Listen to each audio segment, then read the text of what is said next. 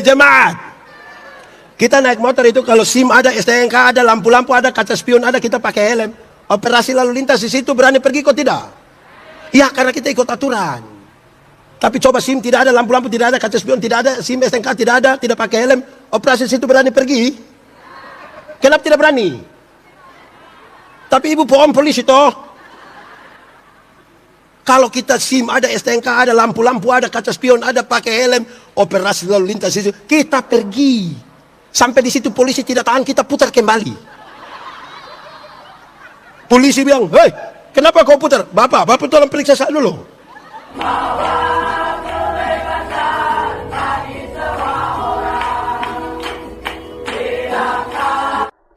Ya Tuhan, kami mohon kepadamu, kuatkanlah dan teguhkanlah iman kami, supaya waktu kami belajar firman Tuhan, biarlah ini menjadi waktu paling baik bagi kami. Berkati hamba-Mu yang akan menyampaikan firman, dan memberkati semua orang yang memberi hidupnya untuk pemberitaan firman hari ini. Jauhkan semua penggoda pencobaan, baik di dalam kami, baik di sekitar kami, supaya di dalam damai-Mu kami belajar firman Tuhan. Kami rindu pada firman-Mu. Berfirmanlah bagi kami Tuhan, di dalam nama Yesus, firman yang hidup itu kami berdoa. Amin. Bapak Ibu saudara-saudara, shalom. Lebih kuat lagi, shalom. Ada sebuah riset bilang begini, kalau orang hidup kira-kira 70 tahun, kalau orang hidup 70 tahun, waktu yang dipakai untuk tidur itu kira-kira 23 tahun sampai 30 tahun. Berapa tahun? 23 sampai 30 tahun. Itu hanya tidur. Apalagi kalau so tambah tua. Itu memang cukup lama ya. 23 sampai 30 tahun hanya ini belum termasuk yang bangun terlambat. Ini juga tidak termasuk yang pendeta khotbah dia tidur, ini tidak termasuk. Kalau tambah itu mungkin 39 itu.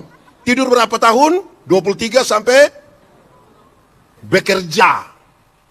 Ini riset bilang kalau orang hidup 70 tahun dia kerja profesional satu hari 7 sampai 8 jam, 7 sampai 8 jam. Kalau sampai 70 tahun dia kerja kira-kira 16 tahun. Berapa tahun?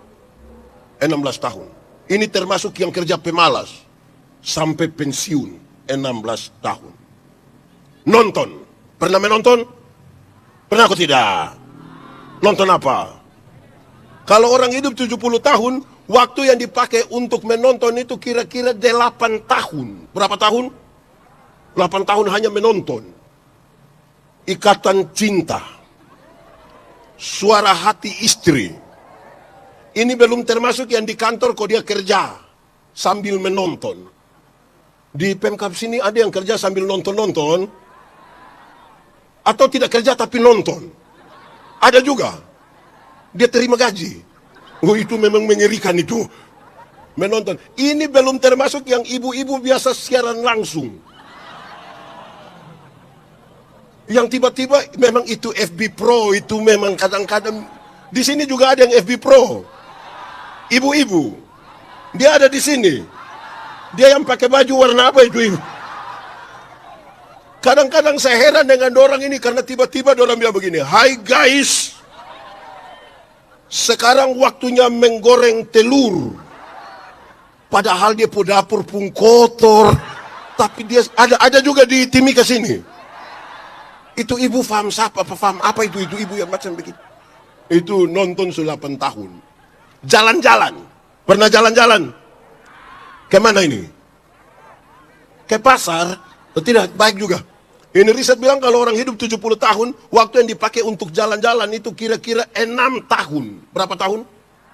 Di Surabaya, di Singapura, di Jakarta, di Malaysia, di Nabire, ya kira-kira 6 tahun. Yang belum jalan-jalan tidak usah ragu. Ada waktu berapa tahun jalan-jalan? Biaya sendiri. Pemerintah tidak siap untuk kita untuk jalan-jalan itu, tidak pakai itu. Makan. Pernah makan? Pernah makan kok tidak? Atau saudara di sini memang tidak makan, hanya kerja saja?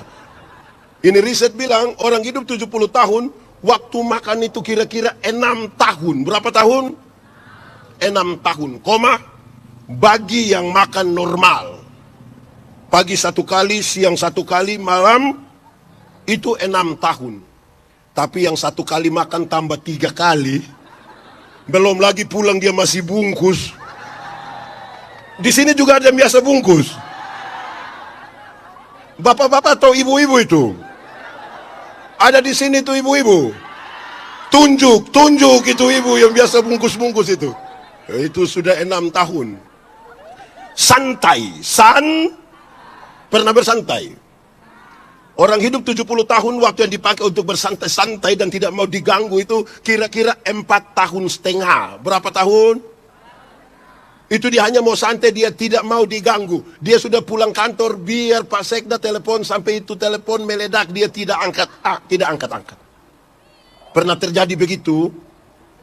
Atau kalau diangkat dia sengaja bilang, halo, sinyal kenapa ya? Halo.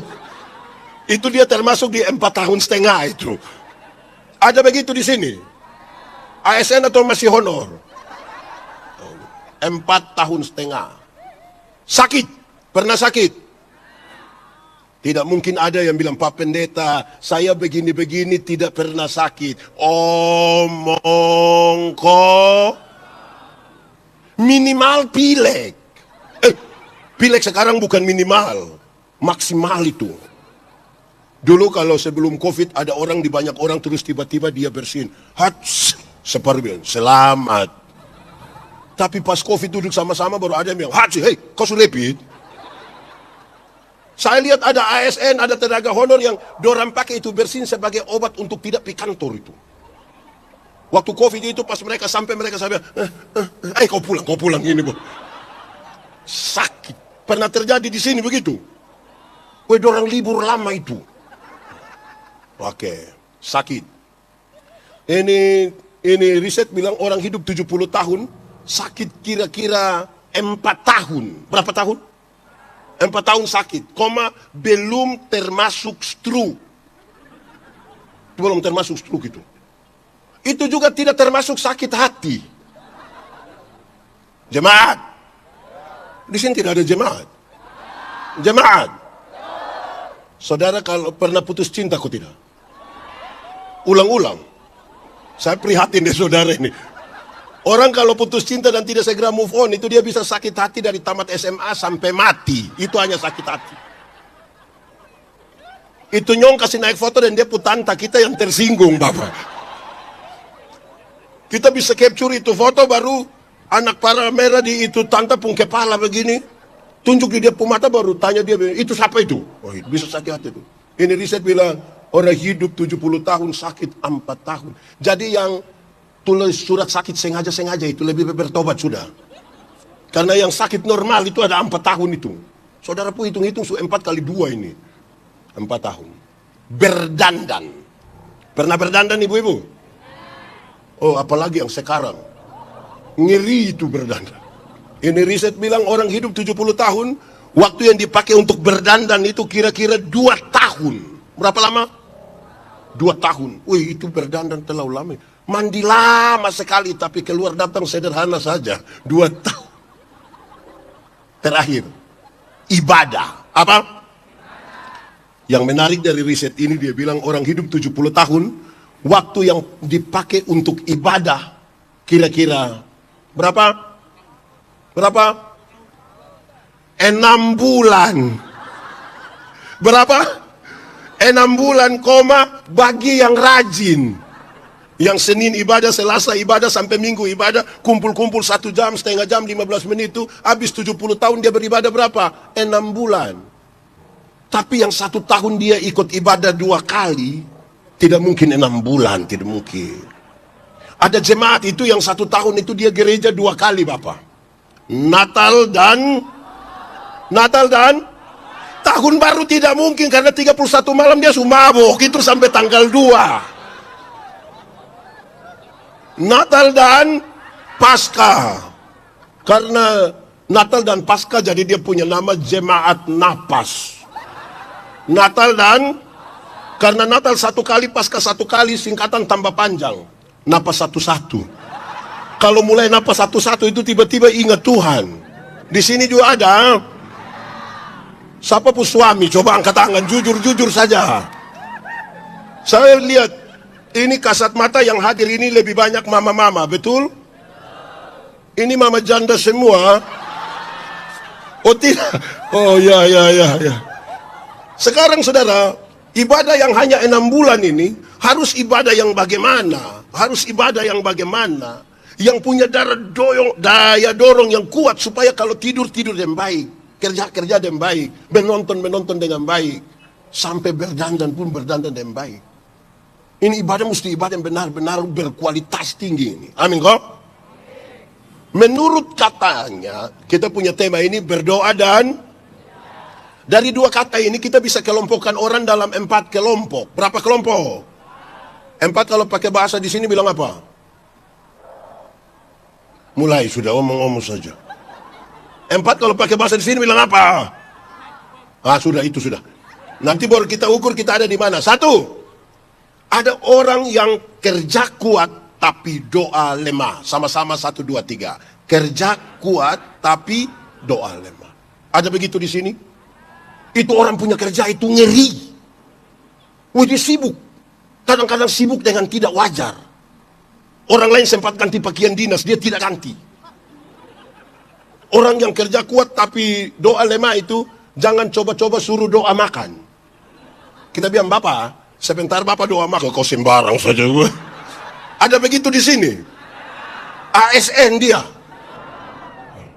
Orang yang kerja kuat dan tapi doa lemah itu jangan coba-coba panggil ikut ibadah. Jangan coba-coba. Ini, Bapak ikut ibadah, tidak bisa. Kenapa? Saya sibuk. Itu kalau omong sibuk itu dia pun derajat naik sedikit.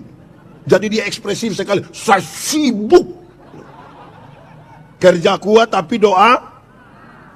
Orang yang kerja kuat tapi doa lemah, dia tahu menjadi kaya tapi tidak tahu menjadi bahagia. Orang kerja kuat tapi doa lemah, dia tahu bagaimana dipromosikan menjadi orang hebat, tapi dia tidak tahu cara menikmati segalanya. Saya suka bilang, orang kerja kuat tapi doa lemah itu kumpul uang banyak-banyak tapi tidak pernah jalan-jalan ke Surabaya. Nanti satu waktu di Surabaya baru dia telepon, pendeta, yo, saya di Surabaya, enak kok pesir-pesir. Tidak Bapak, terus saya di rumah sakit Dr. Sutomo Bapak. Sudah dapat rujukan dulu baru dia pergi di sana itu. Ada yang begitu di sini? Saya mau kasih tahu saudara, jemaat. Orang doa kuat tapi kerja kuat tapi doa lemah, satu waktu dia akan menjadi budak dari pekerjaan. Dia tidak akan pernah menikmati apa-apa di situ. Itu kelompok pertama. Kerja kuat tapi doa. Kelompok kedua. Kalau pertama kerja kuat tapi doa lemah. Kedua kebalikan dari itu. Doa kuat tapi kerja. Doa kuat tapi kerja. Ada begitu juga di Timika. Ini gerbang tidak jadi emas. Ini gerbang seng saja nanti. Orang doa kuat tapi kerja lemah itu segala sesuatu itu hanya Orang pasang target, dia bilang tidak usah target, yang penting Orang tambang emas, dia bilang tidak usah tambang, yang penting Orang yang doa kuat kerja lemah ini, sebentar hujan besar datang kok dia suruh angkat bawa ini semua, yang lain lari, dia bilang, mau lari untuk apa? Yang penting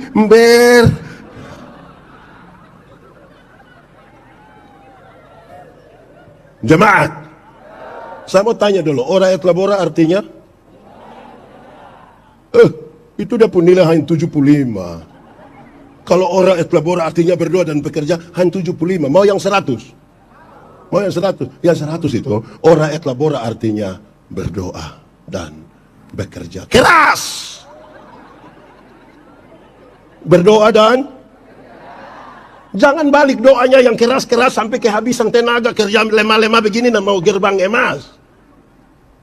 Orang yang doa kuat kerja lemah itu hanya berharap pada mujizat itu ada, tapi saya tidak sarankan saudara berharap pada mujizat. Mujizat itu Tuhan punya bagian. Bagianmu laksanakan. Selebihnya itu Tuhan punya bagian. Tuhan memberi makan pada burung pipit, tapi tidak melemparkan gandum ke dalam sangkarnya. Itu burung mesti keluar. Dia cari di sana sini, resiko dia kena apa lagi itu. Di sini ada yang biasa ketepel burung. Nah, burung pun resiko dia sudah itu. Tapi untuk dapat makan. Ini satu waktu iblis datang dia begini. Yesus, Kalau engkau Allah, rubah batu ini menjadi roti supaya engkau makan. Tuhan Yesus rubah atau tidak? Tapi dia bisa rubah atau tidak? Lalu kenapa dia tidak merubah? Padahal dia ada rapal itu. Dia tidak mau rubah karena satu, dia tidak mungkin ikut perintah iblis lah. Tapi yang kedua, masa mau makan roti saja pakai mujizat? Kalau makan roti pakai mujizat tiap hari di toko bakery itu mujizat terus itu. Mujizat roti manis lah, roti tawar lah, roti. Hidup itu kerja sedikit. Amin kok. Jemaat. Dulu itu ada satu binatang di dunia ini yang dia pun nama ayam. Oh, sekarang juga masih ada. Maksudnya begini, ayam dulu itu kita hanya kenal dengan sebutan ayam jantan dan ayam. Tapi tiba-tiba muncul ayam potong. Akhirnya itu ayam yang waktu itu hanya ayam, sekarang dia menjadi ayam kampung. Karena sudah ada ayam, itu yang akhirnya bikin manusia bingung, apakah ini ayam kampung yang dipotong atau ayam potong yang di kampung. Tapi jelas dia pun keadaan. Ada yang pelihara ayam kampung di rumah ada. 2 ekor ada. 5 ekor ada. Lebih dari 5 ada. Kasih satu dulu. Ayam kampung itu kita pelihara lama-lama, 6 bulan juga dia masih kecil. Tapi dia punya daging enak atau tidak? Kalau dijual lebih mahal dari ayam potong atau tidak? Kalau betina bertelur kok tidak? Ya karena dia tahu proses. Beda dengan ayam potong kan, ibu-ibu tahu ayam potong. Ayam potong itu kita baru pelihara 1 bulan saja pun mata sebesar begini. Itu kalau lihat pakai kaca pembesar, lihat langsung juga dia begini lah. Tapi ayam macam begini, ini anak-anak dong gas motor di samping kadang besok itu ayam mati. Ikat salah di motor dia kaki patah karena tidak tahu proses. Amin.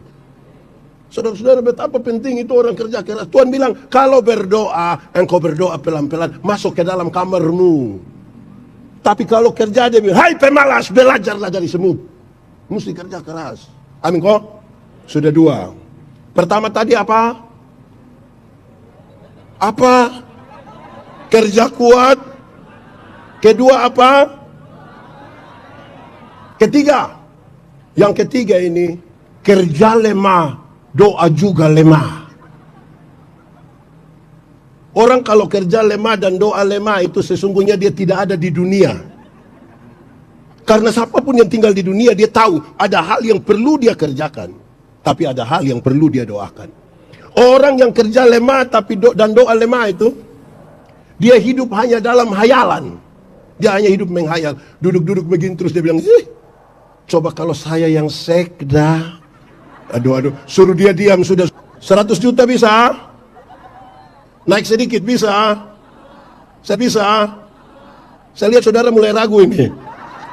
Pendeta Yandi itu kalau dia dapat 1 miliar ini hari, semuanya dia kasih orang susah. Saya semua. Nanti pendeta dapat apa? Nanti baru menghayal lagi tuh. Saudara ini baru menghayal saja sudah sekikir ini. Saya yakin saudara tidak bisa kaya ini. Baru menghayal sudah sekikir. Tunggu kau saya naik di atas dulu tuh ini barang. Ya. Oke, baik. Orang yang kerja lemah dan doa lemah itu, dia hanya menghayal. Tapi yang kedua, saudara-saudara, orang kerja lemah, doa lemah itu suka mengucapkan ini kalimat. Coba dengar ini kalimat. Dia suka bilang begini, pendeta, hidup itu mengalir saja. Pernah dengar itu kalimat? Saudara setuju dengan itu kalimat? Kalau saya tidak setuju. Mengalir itu pakai prinsip air, bergerak dari tempat yang lebih tinggi ke tempat yang lebih rendah. Nah kalau misalnya dia mengalir menuju lubang WC, hidup ini kita yang tentukan. Jemaat, dalam satu hari seorang manusia ambil keputusan antara 300 sampai 1500 kali keputusan yang berkonsekuensi ke masa depan. Contoh, bangun tidur, mau langsung turun atau tarik tambah selimut. Bangun tidur, mau berdoa dulu atau foto, itu juga keputusan. Amin kok? Kenapa saudara bekerja di pemerintah daerah Kabupaten Mimika? Karena saudara pernah mengambil keputusan, disertai dengan surat keputusan. Kenapa saudara tinggal di Timika? Karena mengambil keputusan.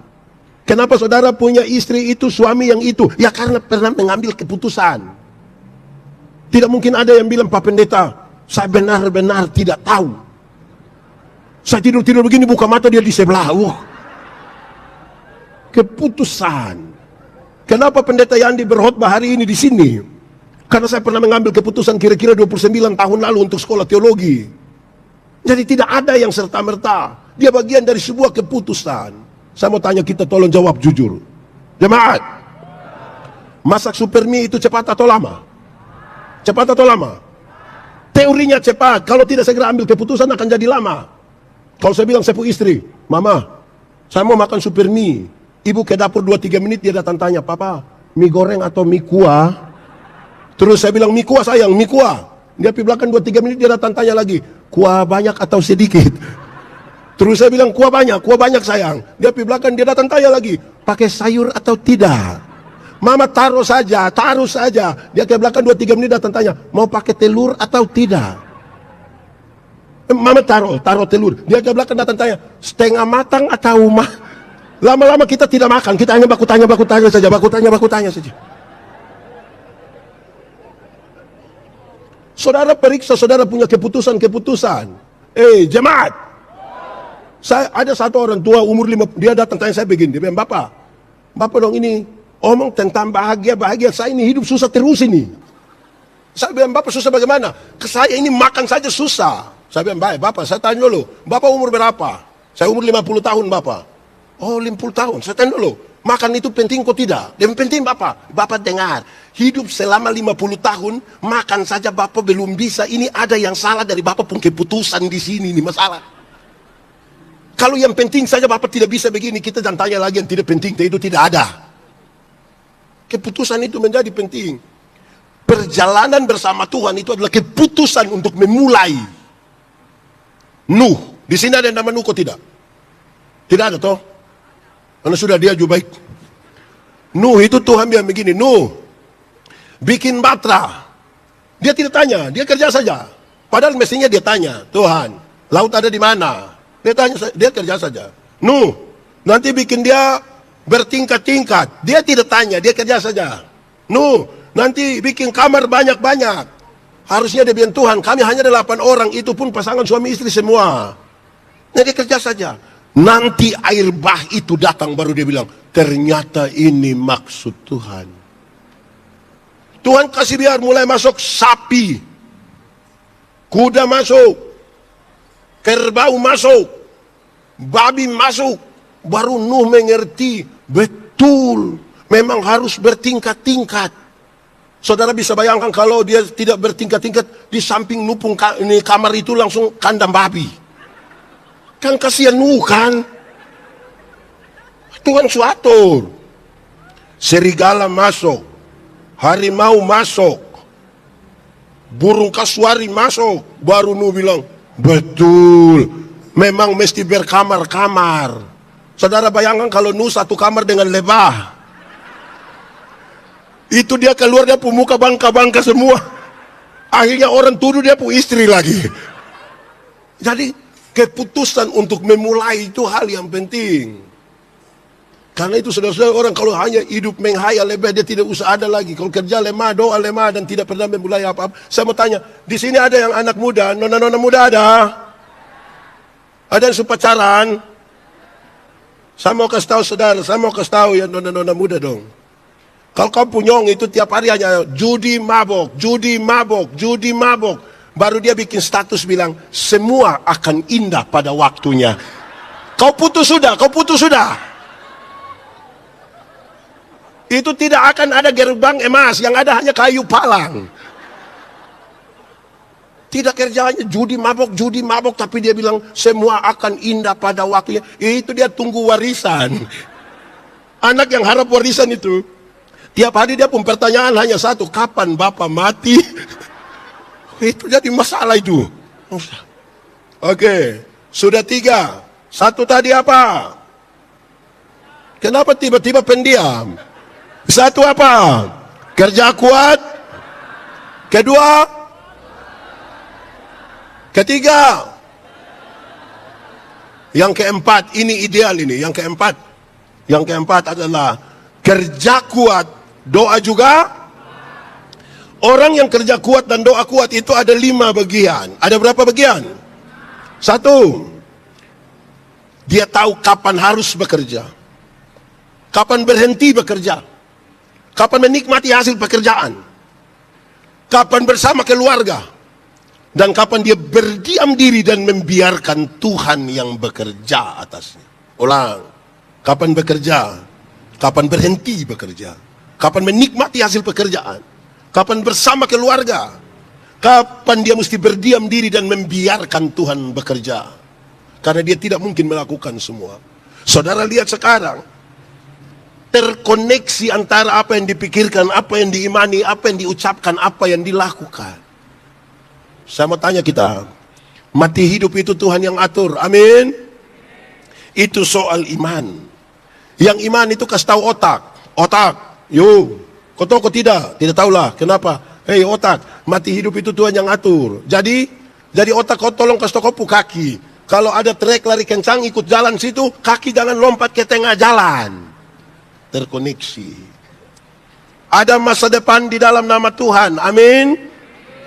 Tuhan menyiapkan masa depan bagi anak-anakmu, amin. Tapi yang antar itu anak pi sekolah, bukan Tuhan yang antar. Siapa yang antar? Atau siapa di antara kita di Timika ini akan dia terlalu sibuk, pagi-pagi dia berdoa, Tuhan, saya sibuk Tuhan, jadi Tuhan tolong jemput anak-anak. Tuhan yang jemput pulang kita menangis Bapak.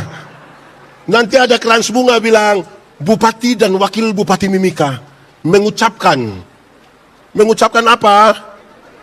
Oh tahu juga. Ada bagian kita. Oke, baik. Jemaat. Yang saya omong-omong dari tadi itu baru pengantar. Saya kan belum yang di Alkitab punya ini tuh.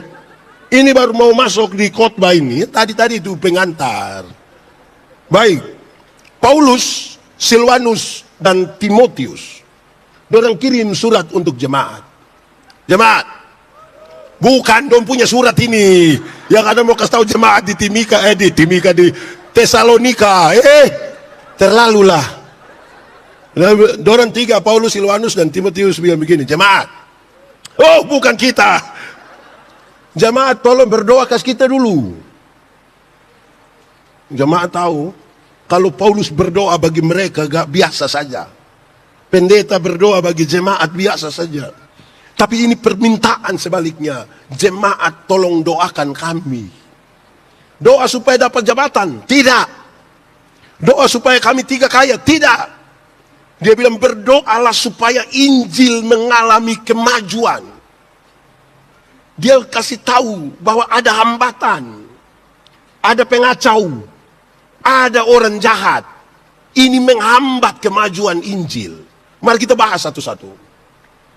Injil itu apa Pak Pendeta? Injil itu berita pembebasan. Sama-sama 1, 2, 3. Berita pembebasan. Berita pembebasan itu ingin mengatakan sesuatu yang membebaskan kita. Kalau saudara baca perjanjian lama, saudara temukan kalimat ini, celakalah, celakalah, celakalah, celakalah, celakalah. Ketika Yesus datang, berita kedatangannya, Yesus dilahirkan, Yesus melayani, dia mati, bangkit, naik ke surga, Roh Kudus dicurahkan. Kita tidak menemukan itu kata celakalah, kita temukan jangan takut, jangan takut, jangan takut, jangan takut. Injil itu membebaskan. Masih ada banyak orang suka kasih takut orang. Masih banyak gereja suka kasih takut orang. Terutama pas mau Paskah itu. 2 orang putar film neraka di kampung-kampung. Orang kampung nonton habis film neraka. Aduh Pak, neraka, aduh. Saya tidak pusing dengan neraka. Kenapa? Karena saya masuk surga. Minimal pendeta mesti tahu. Saya tidak tahu tidak apa-apa. Kenapa? Kalau saya masuk surga bukan karena ketakutan hukuman di neraka. Tapi karena Yesus itu mati bagi saya. Jangan suka kasih takut orang. Yang biasa kasih takut orang itu setan. Supaya kalau ada anak muda datang bilang kepada saya, Pendeta Yandi, saya rasa saya ini manusia terlalu berdosa. Kasih tahu dia, Adi, Pak Pendeta juga orang berdosa, tapi jangan takut. Karena cinta Tuhan lebih besar dari kita dua punya kesalahan. Itu Injil. Bayangkan kalau ada anak muda datang ke saya, Pak Pendeta Yandi, saya rasa saya manusia paling berdosa. Iya, saya lihat yang kau punya muka ini, muka berdosa ini. Saya lihat ini. Engkau ini kalau tidak bertobat, kaki tangan akan patah buang semua, patah buang semua. Berita apa? Kasih tahu ini anak-anak yang main musik ini. Kamu ada talenta, jadi mari kok kita menyanyi sama-sama. Bapak saya gugup lah, saya boleh mabuk sedikit. Tidak boleh, mari kita main sama-sama di sini. Bukan datang ke studio dia bilang, kamu tidak main, Tuhan ambil kamu pun tangan semua.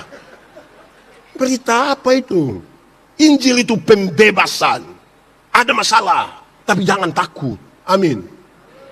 Jemaat, saudara punya masalah, tidak usah omong. Saya lihat ini muka masalah semua. Masalah ialah kesenjangan antara harapan dan kenyataan. Harapan menikah umur 28, kenyataan sudah 34. Harapan menikah dan dia, kenyataan dia nikah dan kita pun teman vokal grup. Macam mau bunuh dia itu. Soal bukan soal, cara kita menangani soal yang biasanya jadi soal. Putus cinta itu soal kok tidak? Masalah kok tidak? Dia tambah masalah kalau kita tambah bagian setengah gelas. Jadi cara kita lebih penting dari itu persoalan. Baik, sekarang saya mau sampaikan. Injil itu ada dua. Ada berapa? Satu, mati masuk surga. Sama-sama, 1, 2, 3. Untuk apa badan bagus-bagus, pakaian ketat-ketat, hidup kaya raya, mati masuk neraka?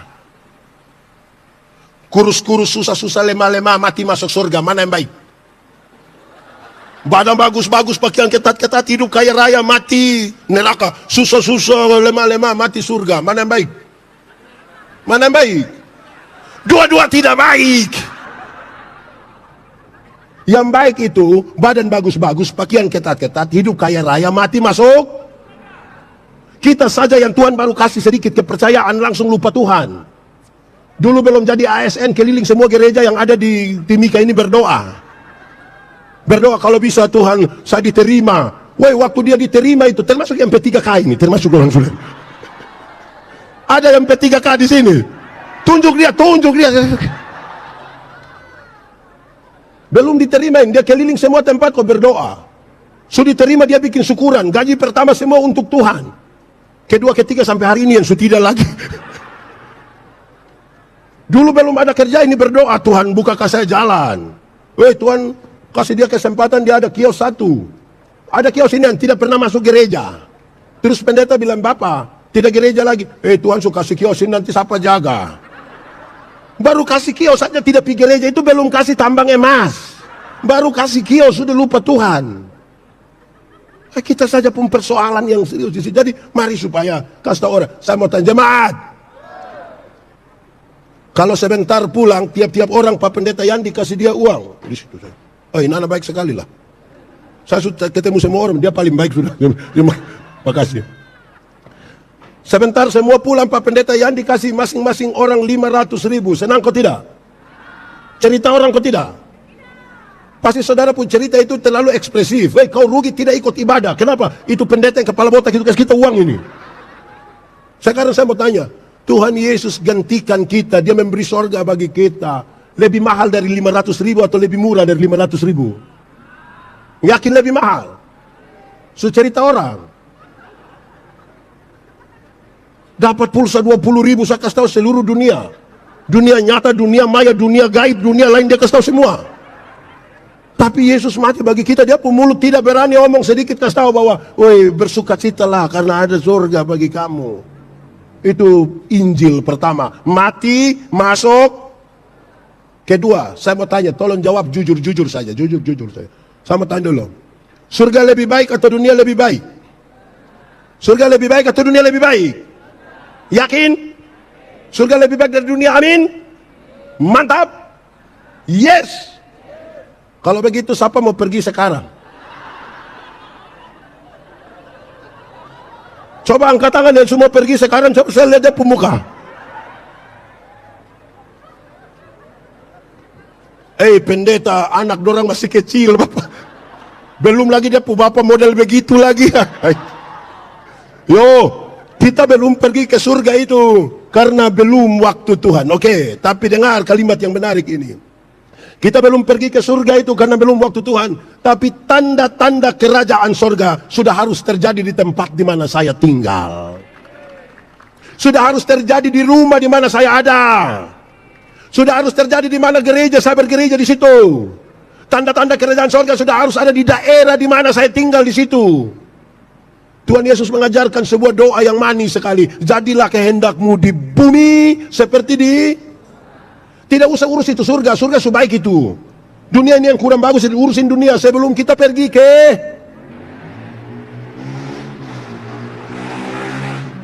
Tunggu dia lewat. Ya, tadi kan ada ribut bagaimana.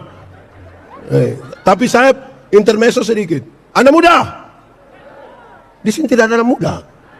Nenek-nenek semua nih. Anak muda. Kamu tahu motor? Pernah naik motor? Saya mau kasih tahu saudara, motor itu hasil dari pabrik. Orang yang kerja di pabrik itu dia otak mantap. Sudah otak mantap lagi, baru dia kerja pakai sistem komputer, Bapak. Otak bagus, sistem bagus, dia tahu gas di mana, rem di mana, koblen di mana, velg bagaimana, dia punya speedometer di mana, ban bagaimana. Itu terukur secara ilmiah. Tapi kita anak dong yang tidak lulus semua mata pelajaran ini. Dorang juga reparasi motor. Akhirnya motor bunyi seperti orang gila. Wah, wah, wah.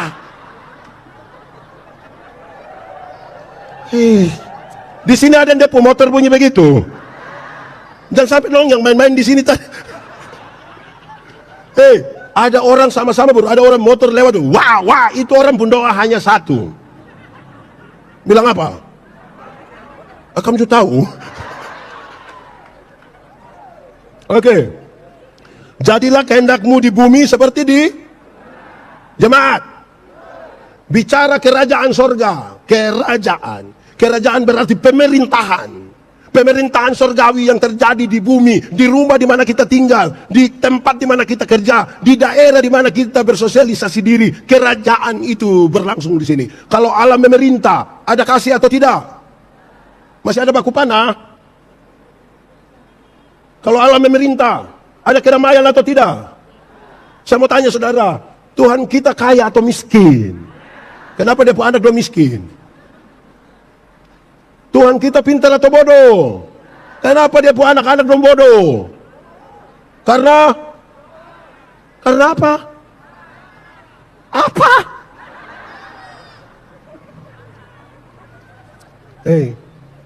Tanda-tanda kerajaan. Pak Pendeta, tanda kerajaan itu apa? Damai sejahtera. Hafal ikut yang pendeta bilang. Damai sejahtera ialah. Tidak ada suara.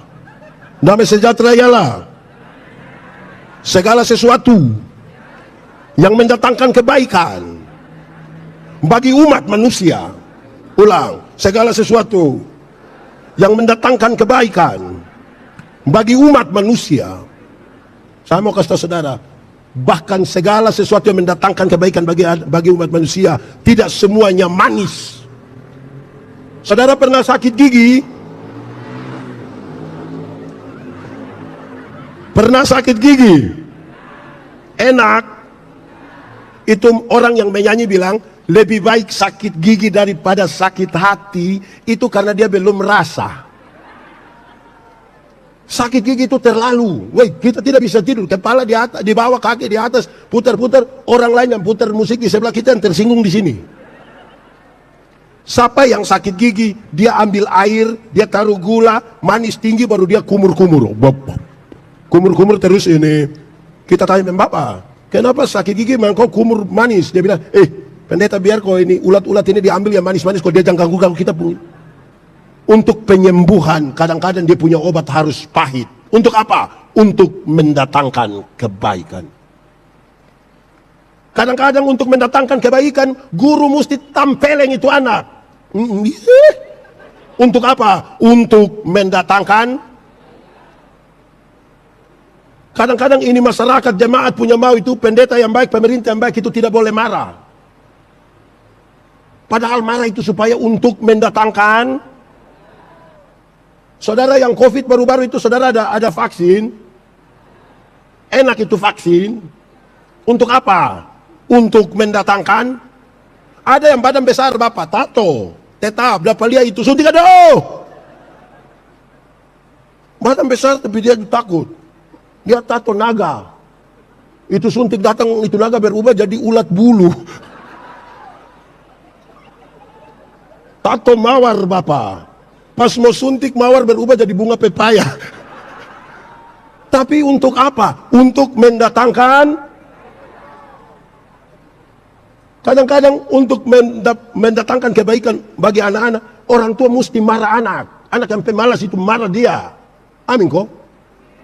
Saya mau tanya anak-anak loh. Anak-anak. Pernah kok tidak kita salah pendapat dari orang tua omong, kita marah kok banting pintu? Ada? Kamu banting pintu itu kan kamu belum tahu dia harga pintu berapa. Untuk mendatangkan kebaikan itu ada banyak hal. Dan saudara tahu, untuk keselamatan kita, Yesus rela memberi hidupnya, disalibkan. Itu enak kah? Untuk apa? Untuk mendatangkan kebaikan. Amin. Mari kita lihat. Injil ini, berita pembebasan ini, terhalang oleh pengacau, oleh orang jahat.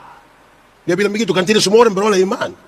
Kalau pengacau dan orang jahat itu di luar kita, aman. Dia punya soal kalau pengacau dan orang jahat itu ada di dalam kita. Memprovokasi yang ada di sekitar kita, yang bekerja bersama-sama dengan kita.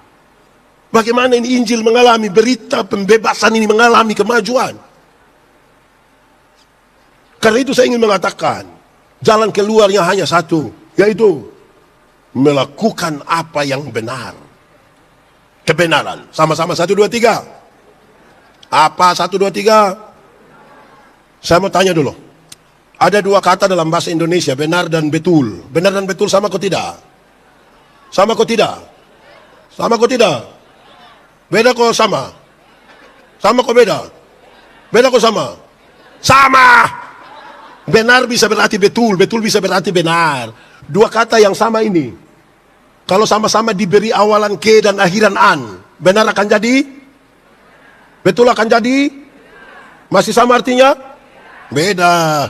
Kebenaran arti lain, kebetulan arti lain. Sekarang saya mau tanya, kalau kita masih hidup hingga hari ini, kebenaran atau kebetulan?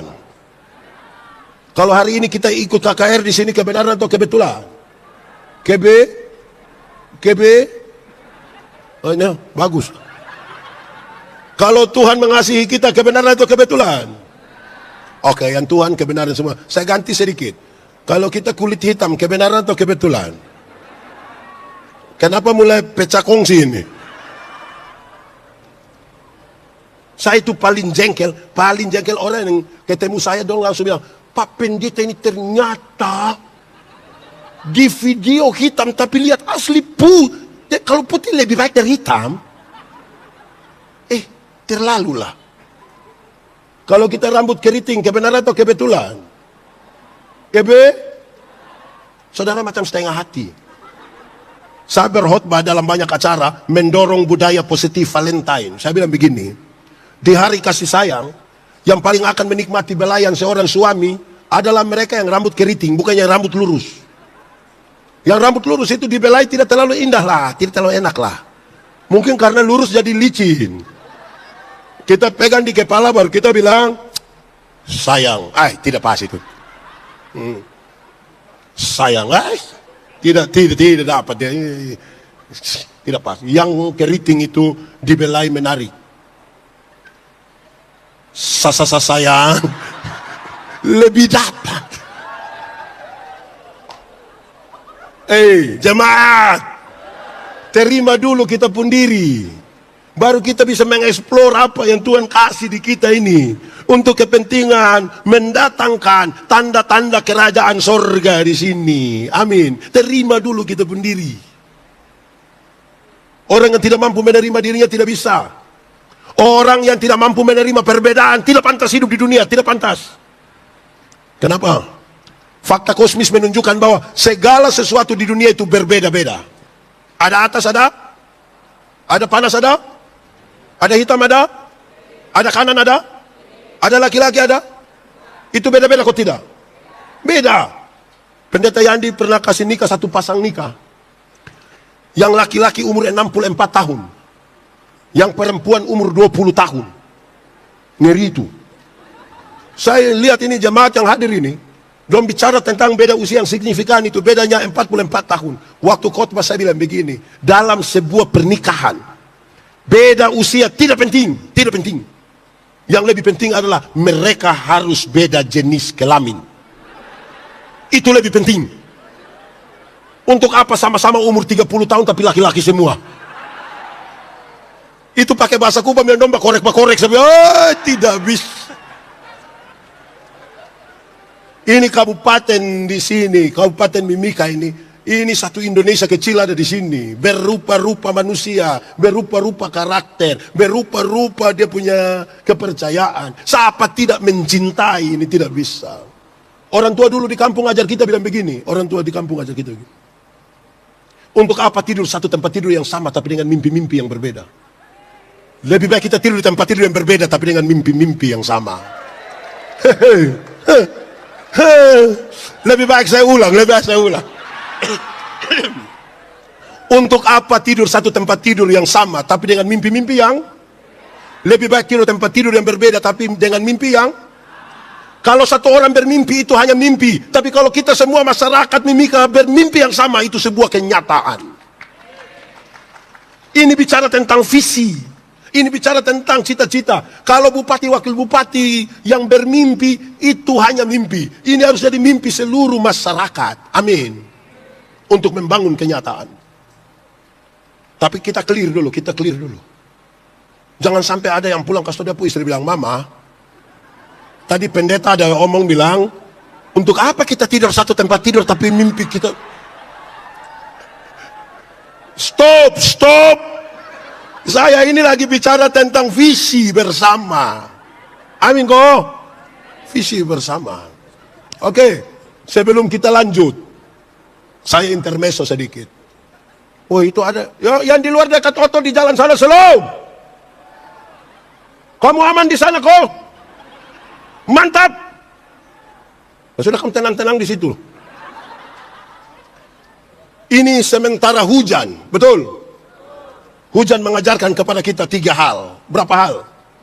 1, hujan mengajarkan kepada kita supaya duduk semakin rapat. Amin kok? Rapatkan barisan untuk gerbang emas di Mimika. Mari rapatkan barisan. Saudara bayangkan kalau tadi tidak hujan, anak masing-masing akan duduk di sudutnya. Untung ada hujan, semua lihat itu orang di dekat Oto sana. Itu ada rapatkan barisan. Kedua, bukan dong di situ saja, di situ juga itu ada penuh itu di. Kedua, hujan mengajarkan kepada kita supaya berteriak semakin kuat. Sama-sama 1, 2, 3. Perubahan zaman ini terlalu cepat. Kita belum siap untuk perubahan yang ini. Perubahan berikutnya sudah datang. Kalau suara kebenaran, suara kenabian dari gereja tidak diperdengarkan dengan kuat, kita kalah terhadap perubahan zaman ini. Kita kalah. Ketiga, ada teka-teki. Ada apa? TK? Habis TK? Lihat ini. Kita mau bangun visi bagaimana ini? TK? Habis TK? Sudah saya ikut Bapak doang saja. Ada teka-teki bilang begini, jatuh di bawah, cari di atas. Apakah itu? Jatuh di bawah, cari di atas. Apakah itu? Hujan kalau atap bocor kan, pasti dia menetes di sini kita cari, tidak tahu bocor di mana. Kan begitu. Tidak mungkin dia menetes di sini kita cari, tidak tahu ada bocor di mana di bawah. Itu dia pun nama jatuh di bawah, cari di. Yang ingin saya sampaikan adalah semua peristiwa yang terjadi di kolong langit ini tidak bisa kita lepaskan dengan sesuatu yang dari atas. Tidak ada kebetulan di dalam nama Tuhan. Amin kok? Amin. Karena itu, kebenaran itu seperti apa Pak Pendeta supaya betul-betul kemudian Injil kita kasih maju. Banyak orang merasa dia tinggal dalam kebenaran, termasuk banyak orang Kristen, termasuk saya Pendeta merasa tinggal dalam kebenaran, padahal belum tentu. Kenapa? Kebenaran dalam Alkitab itu punya 3 dimensi. Tiga dimensi. Berapa dimensi? 1. Kebenaran dalam Alkitab itu punya dimensi legal. Sama-sama 1, 2, 3. Legalitas, ikut aturan. Semua bentuk pelanggaran terhadap aturan Tuhan tidak suka. Tuhan tidak setuju. Ini seperti kita naik motor. Tahu motor? Pernah naik motor? Siapa punya motor? Sendiri punya? Sudah lunas? Jemaat. Kita naik motor itu kalau SIM ada, STNK ada, lampu-lampu ada, kaca spion ada, kita pakai helm. Operasi lalu lintas di situ berani pergi kok tidak? Ya, karena kita ikut aturan. Tapi coba SIM tidak ada, lampu-lampu tidak ada, kaca spion tidak ada, SIM STNK tidak ada, tidak pakai helm, operasi situ berani pergi? Kenapa tidak berani? Tapi ibu pohon polisi toh. Kalau kita SIM ada, STNK ada, lampu-lampu ada, kaca spion ada, pakai helm, operasi lalu lintas situ, kita pergi. Sampai di situ polisi tidak tahan, kita putar kembali. Polisi bilang, hei, kenapa kau putar? Bapak tolong periksa saya dulu. Kita mau maju bagaimana kalau tiap hari hanya langgar aturan? Ini kantor di Timika ini masuk kantor jam berapa? Jam 6. Jam berapa? 8. Kalau masuk kantor jam 8, kita pergi setengah 8. Saudara lihat dia pucara jalan. Salam semua, selamat pagi, apa kabar? Aduh, mantap, cantik, ganteng. Setengah 8. Tapi coba orang masuk kantor jam 8, kita pergi setengah 12. Bisa pergi dengan shalom? Tidak bisa. Dia pucara jalan saja jelas.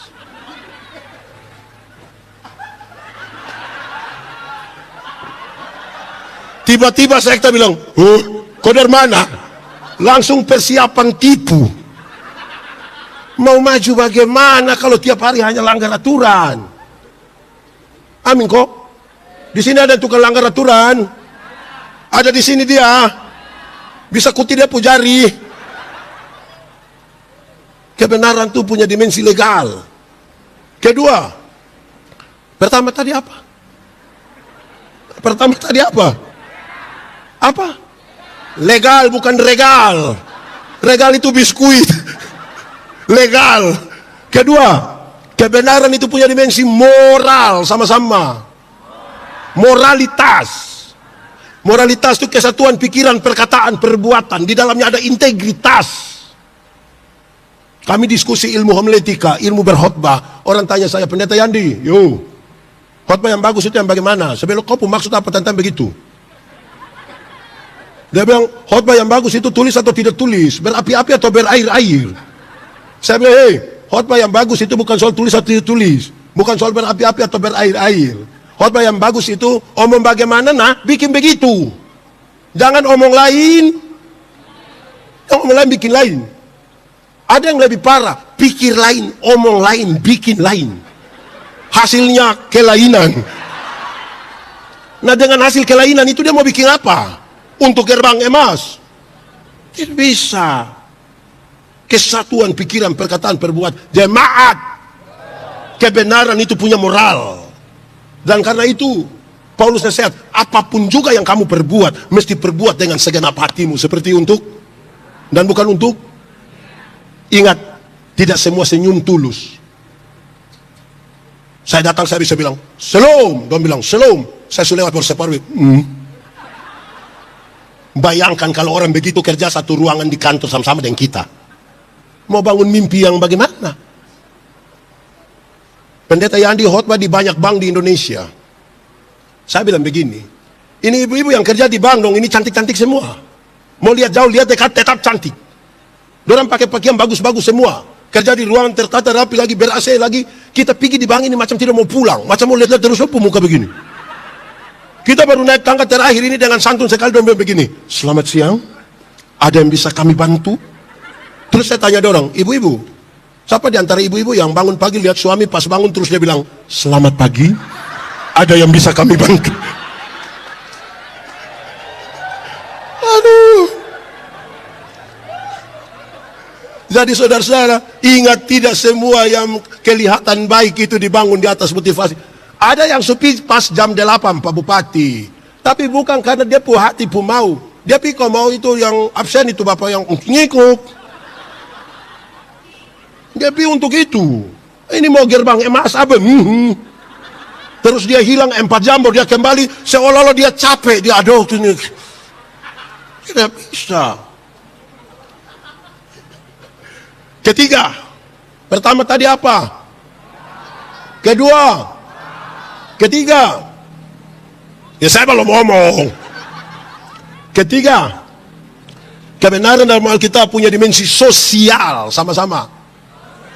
Sosialitas, kepekaan untuk turut mengambil bagian dalam penderitaan orang lain.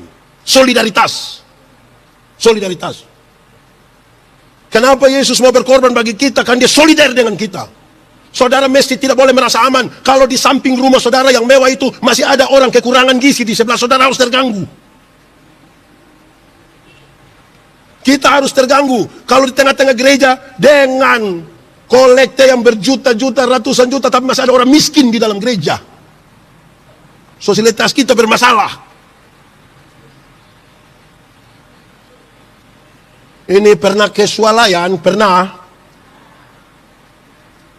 tawar di swalayan. Ada yang berani tawar di swalayan? Kenapa tidak berani? Pemilik swalayan itu orang kaya atau orang miskin? Lihat, beli di orang kaya dia tidak tawar. 99.900 ini, dia ambil 100.000 kok dia kasih. Orang kasih kembali permen 1, dia bilang, kau dapat saja, jangan ukur saya kau dapat. Tapi pagi-pagi ada nenek-nenek jual sayur, ini orang mungkin susah sekali. Mungkin pulang jual sayur dia sudah mati. Tawar kok tidak?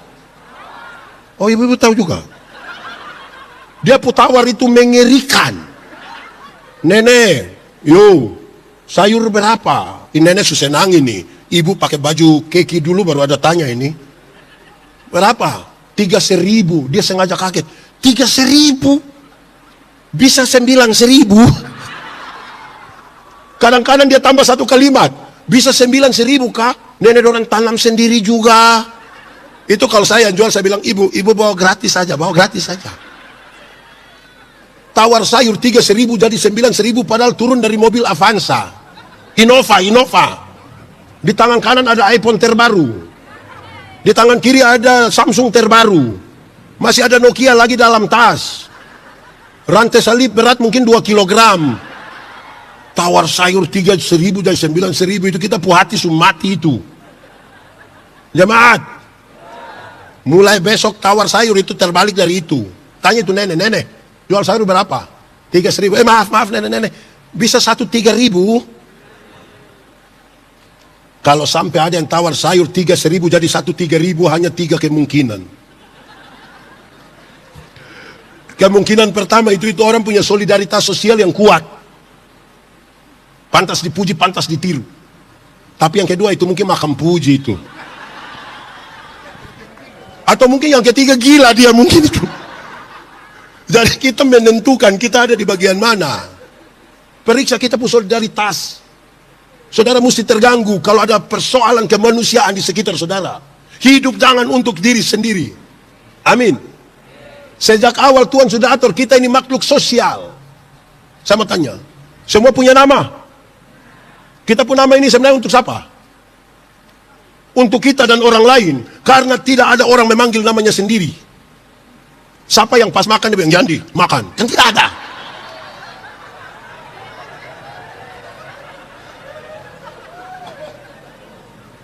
Ibu-ibu, kita makan untuk siapa? Makan untuk siapa? Untuk kita dan orang lain. Kita makan orang lain, dan bagaimana Bapak? Kami suami ini kalau istri sakit, kami bilang, Mama, makan. Mantua bilang, tidak. Mama makan. Dia bilang, mulut pahit. Mama makan. Kalau kami omong-omong kalau tidak bisa, kami bilang, Mama makan karena anak-anak orang masih kecil. Itu dia langsung tambah. Dia juga tidak mau itu anak dong ada mama baru kan. Makan saja orang lain. Amin toh. Ini semua pakai pakaian kok tidak? Kita pakai pakaian ini sebenarnya untuk siapa? Coba kasih tahu saya. Kita pakai pakaian ini untuk siapa? Untuk kita dan orang lain. Untuk kita ini supaya jangan kedinginan, jangan terbakarin kulit yang skincare dorang itu. Untuk kita. Untuk orang lain itu maksudnya begini. Kalau kita sendiri kan kita tidak pakai juga tidak apa-apa kan? Kita bisa jalan. Tapi Tapi karena ada orang lain itulah kita pakai pakaian. Supaya orang ketemu kita dia ini pegawai-pegawai dong ini juga tolong pakai pakaian bagus-bagus sedikit lah. Pakai pakaian macam apa kok? Saya pun video satu saya khotbah saya tanya ibu-ibu. Pakai pakaian mini-mini datang di gereja itu baik kok tidak? Dia bilang baik. Boleh dia bilang. Kenapa boleh? Karena Tuhan melihat hati bukan melihat pakaian. Sebenarnya betul. Tuhan lihat hati bukan lihat pakaian. Tapi saya yang pendeta ini. Saudara ketawa apa ini?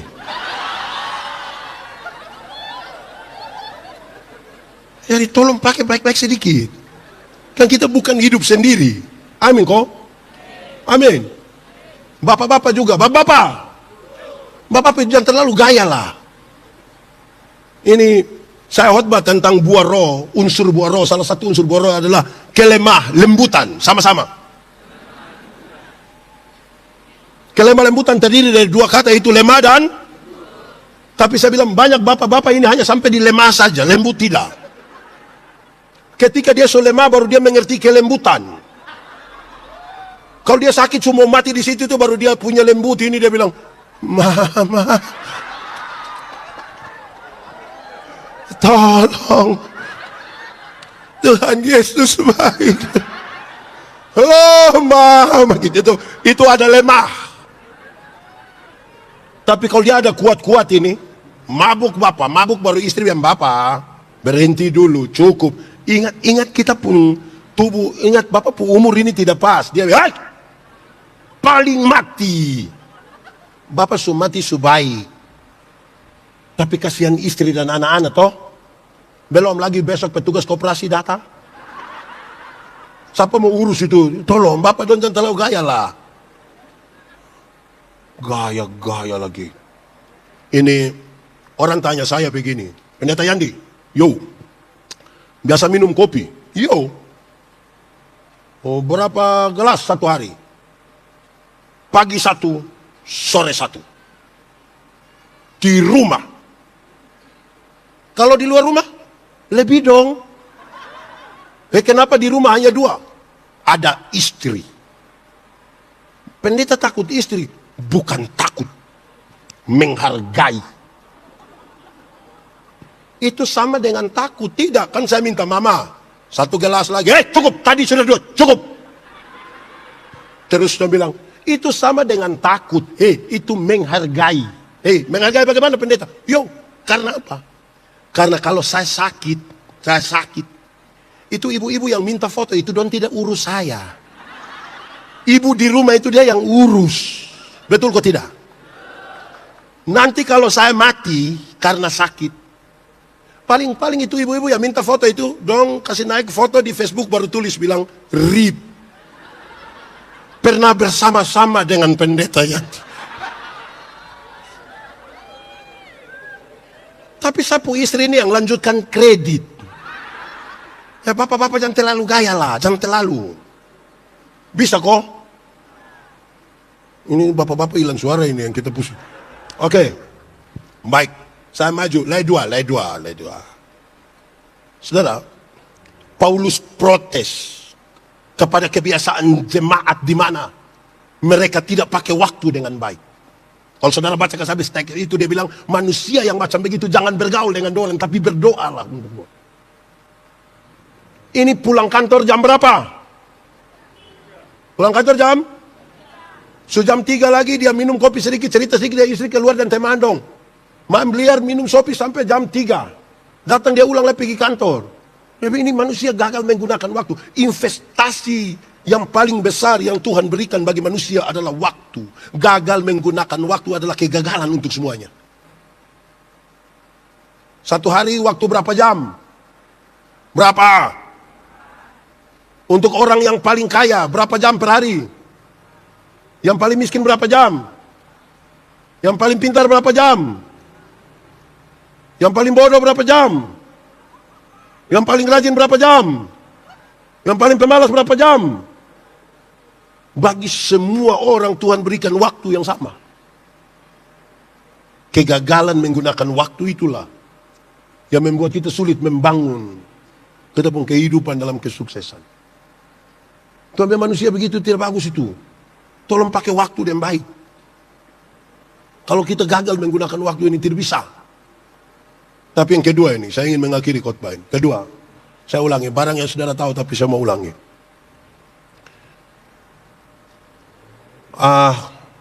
Siapa ini guru spiritual nih? Lao Tse, seorang guru spiritual. Dia bilang kepada murid-muridnya begini. Ada 3 hal yang paling dibutuhkan oleh satu negara. Berapa hal? Yaitu tentara, makanan, dan kepercayaan. Sama-sama 1, 2, 3. Tentara, makanan, dan terus dia bilang kepada murid-murid, dari 3 ini coba kamu kasih hilang 1. Murid-murid bilang begini, setelah dong pikir-pikir bilang, kasih hilang tentara saja. Lalu saya bilang, tidak apa-apa kalau satu negara tidak ada tentara. Coba kamu argumentasi. Dan Bapak, yang penting kita bangun relasi sosial dengan baik, politik dalam dan luar negeri dengan baik, tidak ada tentara pun tidak apa-apa. Lalu saya bilang, berarti tinggal 2. Apa dengan apa? Makanan dan, terus lalu saya bilang begini, kasih hilang 1 lagi. Antara makanan dan kepercayaan kita memilih kasih hilang mana? Omong! Makanan dan kepercayaan kita memilih kasih hilang mana? Kasih hilang mana? So, jangan hanya lihat-lihat saya ini, omong sedikit. Kasih hilang kepercayaan atau makanan? Kasih hilang mana? Inilah saya pemurid sudah tambah ini. Terus berpikir sejenak dan bilang begini, Bapak, kasih hilang saja kepercayaan. Beliau bilang, coba kamu berargumentasi. Bapak, kita hidup ini untuk apa, Bapak? Kerjaan ini untuk apa? Untuk makan. Untuk apa kita ada kepercayaan tapi kehilangan makan? Terus lalu saya bilang, bagus. Kamu baru menyatakan sesuatu yang menghancurkan sebuah negara. Jangan hanya tagal makanan engkau menjadi orang yang tidak bisa dipercaya. Jangan hanya karena jabatan, jangan karena uang engkau menjual kepercayaan. Jangan karena apapun menggadaikan kepercayaanmu. Karena itu akan menghancurkan segala sesuatu. Saya mau tanya, kita semua yang di sini bisa dipercaya? Apa? Membangun kepercayaan itu sebuah proses. Proses bagaimana? Proses terus. Saya suka bilang begini, kalau orang tolong kita terus kita bilang terima kasih, itu baik atau tidak? Kalau memang baik, saya mau tanya, siapa punya suami yang pagi-pagi istri siap makanan terus dia bilang, Mama, terima kasih. Ada atau tidak? Ini bapak-bapak dong, ini istri siap makan dong tidak terima kasih. Tapi istri lihat kantor pergi makan di warung satu, subayar lagi, terima kasih lagi. Baru dia janji itu, Mbak, besok saya datang lagi. Terus setelah dengar khotbah ini, Bapak tua pikir betul pendeta anda om betul. Jadi pulang, dia pun istri siap makan malam terus dengan yakin sekali dia bilang begini, Mama, terima kasih. Saya mau tanya, ibu-ibu percaya? Ini dia sadar ini, dia susah sadar ini. Ibu-ibu percaya? Kenapa tidak percaya suami sendiri? Woi, pasti pas dia bilang terima kasih, pasti istri pikiran itu. Pasti istri pikir 2. Pertama pasti istri pikir begini. Tidak tahu roh apa naik di dia ini. Atau yang kedua, jangan sampai istri pikir begini, jangan sampai ini hari terakhir. Membangun kepercayaan itu sebuah proses terus menerus. Amin kok? Oke, baik. Jemaat, yang paling terakhir, kan belum paling terakhir, ini menuju terakhir. Tentang doa. Tentang apa? Sama-sama ucapkan, doa itu relasi, sama-sama. Doa bukan kata-kata. Kalau doa hanya sekedar kata-kata, saudara bisa bicara dengan orang yang saudara tidak kenal. Pernah kok tidak? Satu hari saudara telepon begini, ada suara bilang begini, nomor yang Anda tuju tidak dapat dihubungi. Pernah? Suara perempuan atau laki-laki? Itu perempuan dari Nabire. Saudara pergi ke tempat-tempat umum ini, saudara, baru sampai itu Kita mau masuk mall, kok jalan tol, kok apa, tiba-tiba itu nona tidak tahu dia asal dari mana, dia tidak kenal kita, tapi dia bilang begini, tempelkan kartu Anda. Kita pu uang suka keluar, baru dia bilang, terima kasih. Saudara kenal itu nona. Doa itu relasi. Saya dan Pak Faot ini, kalau kami dua teman baik, kami dua punya relasi, kami punya hubungan. Beliau naik motor, saya jalan kaki, ketemu saya di jalan tanpa saya minta, dia berhenti. Dia tanpa saya minta, dia berhenti. Pendeta, yo, mau kemana? Naik. Karena kami dua punya relasi. Tapi kalau kami dua tidak ada relasi, kami tidak saling kenal. Saya jalan kaki, beliau naik motor, ketemu saya di jalan, dia berhenti. Tapi dia tanya, ojek kok Pak? Relasi lebih kuat dari kata-kata. Banyak orang takut berdoa di hadapan umum kan dia pusing dengan kata-kata, bukan membangun relasi. Teorinya menarik, makin berelasi seseorang dengan Tuhan, makin dekat dia dengan orang-orang yang ada di sekitarnya. Karena relasi itu kuat. Maka cara memintanya ringan. Menurut saudara, saya kenal saya punya istri kok tidak? Kami dua ada relasi kok tidak? Karena kami dua saling kenal, kami dua ada relasi. Waktu saya mau minta sesuatu, cara mintanya hanya begini, Mama, bikin teh dulu sayang. Gelas kecil saja gula jangan terlalu banyak. Papa takut sakit gula, sutua begini. Kan cara mintanya begitu. Tidak mungkin mau minta teh, saya bilang, Mama, buatlah segelas teh. Jangan terlalu banyak gula ya, Papa takut sakit gula. Pas habis istri tanya, Papa sehat? Relasi memungkinkan kata-kata menjadi ringan. Terakhir, saudara hafal saya itu kata terakhir. Kekuatan doa. Ada penjual payung berdoa sungguh-sungguh supaya hujan tidak usah turun. Tapi ada penjual es berdoa sungguh-sungguh. Ulang, salah. Gara-gara ini jemaat dong, ini saya suami salah ini. Penjual payung berdoa sungguh-sungguh supaya hujan turun terus, biar dia pun payung laku. Penjual es itu doa sungguh-sungguh supaya panas terus, biar es laku. Kira-kira mana menang? Mana menang? Ada pertandingan doa dalam rangka HUT RI ke-80. Maka ada perlombaan doa. Kekuatan doa bukan pada waktu saudara berteriak, bukan pada waktu saudara menangis. Banyak orang sungguh-sungguh berteriak, banyak orang sungguh-sungguh menangis, tapi tidak sungguh-sungguh menyerahkan beban kepada Tuhan. Ini hidup saya, ini beban saya. Saudara percaya bahwa Tuhan menyiapkan masa depan bagi saudara? Tuhan kerjakan sebelum hari ini, saudara mengatakan itu jauh hari. Dalam perjalanannya ada dinamika, saudara berdoa dan saudara bilang, Tuhan, saya mau masuk ke dalam apa yang sudah Engkau rencanakan sejak lama. Masuk ke dalam apa yang dia rencanakan. Bukan buat rencana baru di tengah jalan. Makanya kita bilang, jadilah menurut kehendak.